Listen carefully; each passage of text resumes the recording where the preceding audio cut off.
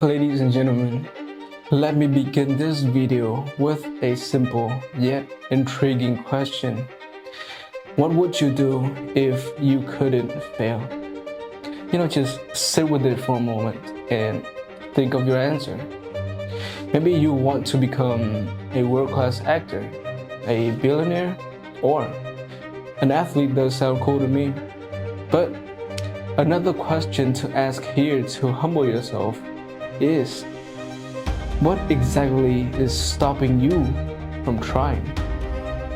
Well, for the most of us, the word to put there would be self-doubt. And that is what we're going to address today, how to get rid of self-doubt. Now, this is not a way to manifest, to boost your ego, or to try to deceive yourself. While the question sounded extremely grand, this video simply strives to address the most universal and simple mental block known to human, and that is self-doubt. Because I'm pretty sure not just yourself, but if you look around, millions and billions of people are struggling with the same thing, although the degree may vary. But not to keep you waiting forever, let's dive straight into the content. First, let's get this out of the way. Self-doubt isn't a flaw in you or your personality. It's not a glitch in your system or your mindset. It's a function of a human being. You feel it, I feel it. Every single person you admire, yes, even them, the ones who look like they have it all figured out, has also battled self-doubt.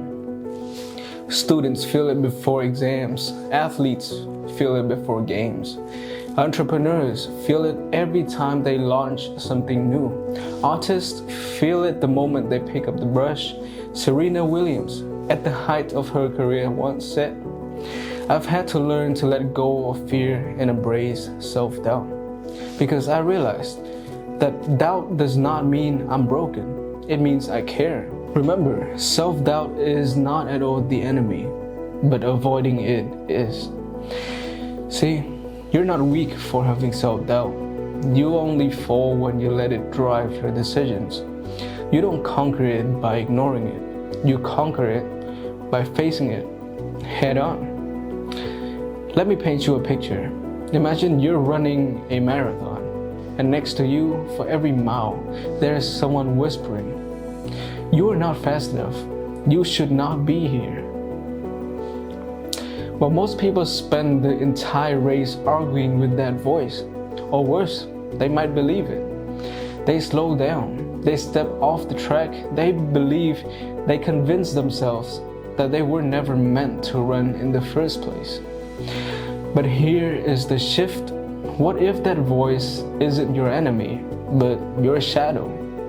What if it's not here to stop you, but in actuality to test you? Because behind every single moment of self-doubt is an opportunity for self-definition. You define who you are, not when you feel confident, but when you feel uncertain and move anyway. So no, there's nothing wrong with you for feeling this way. It doesn't make you weak. It means you got standards. It means you want more. It means you're in the game. Now, the question becomes, where is your self-doubt coming from? Because when you understand the roots, you stop watering the weeds. Let's take a closer look at the three major causes of self-doubt. And once you see them clearly, you will never fall for their tricks again. So let's talk about where this feeling comes from.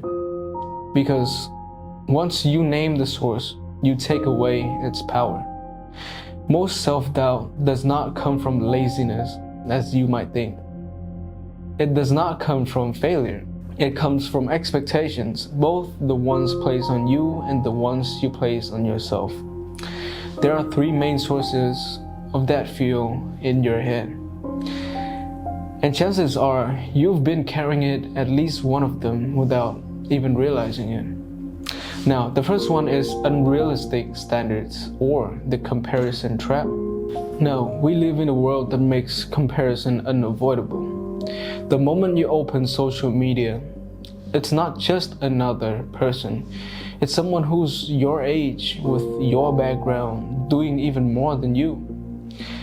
And that's what your brain whispers.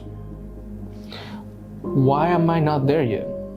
The problem is, you are not comparing lives. You're comparing projections.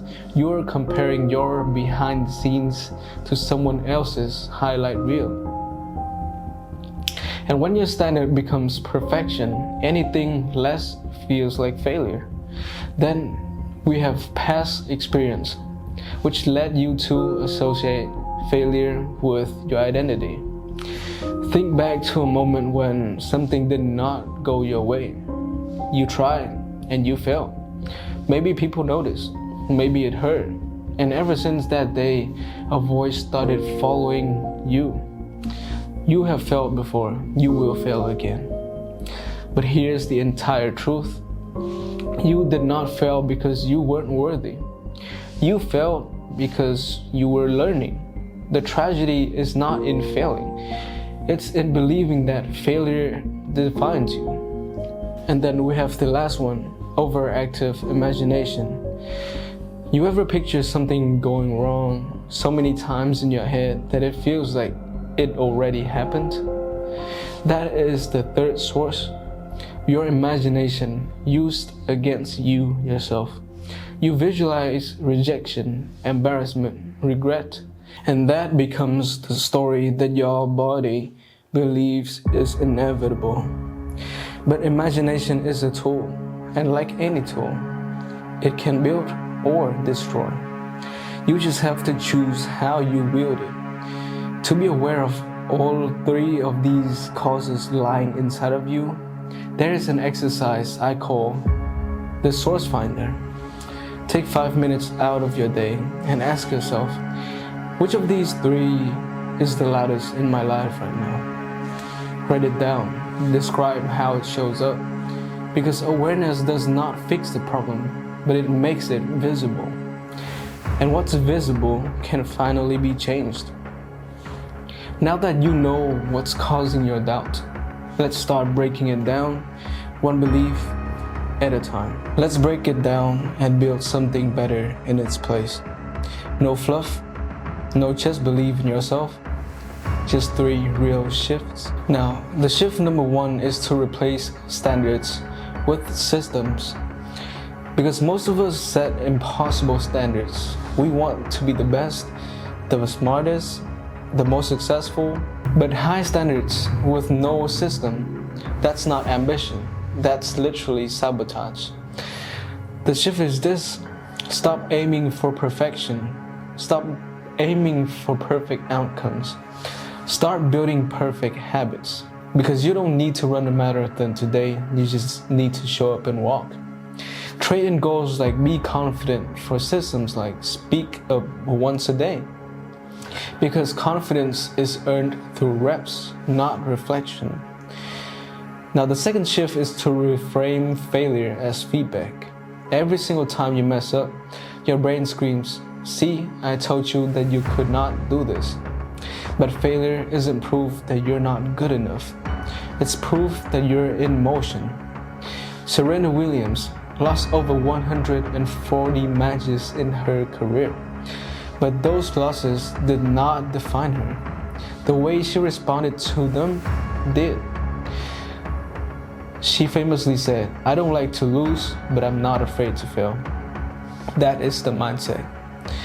And when you reframe failure as feedback, self-doubt becomes a teacher, not a prison guard. When you use imagination as a tool right now, your imagination is your worst critic. It feeds you images of failing, fumbling, and being exposed. So flip it. Close your eyes and visualize what it's like to succeed.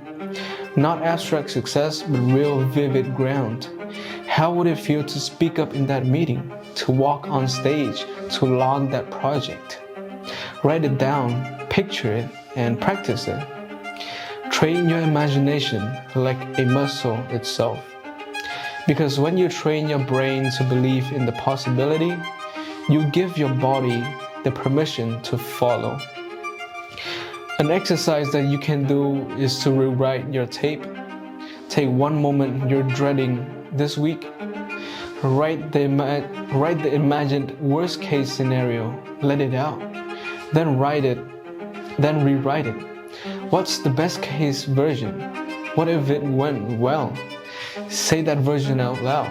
Because until you name the outcome you want, you will keep reacting to the one that you fear. Now, let's bring this home. You've got the tools, now it's time to use it. So, you've made it here. Let's be real.